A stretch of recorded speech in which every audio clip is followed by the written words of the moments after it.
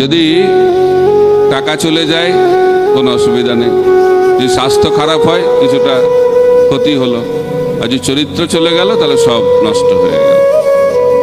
কিন্তু এখন আধুনিক সমাজে এই নীতিটা বদলে গেছে।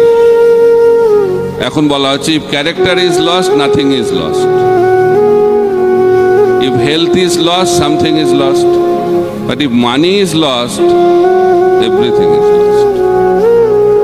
এখন নীতিটা বদলে গেছে, এখন চরিত্র থেকে টাকা পয়সাই হচ্ছে মূল্যবোধ।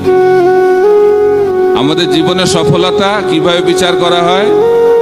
আমি কত অর্থ সংগ্রহ করতে পারছি, অর্থ সংগ্রহটাই হচ্ছে সফলতার মাপকাঠি।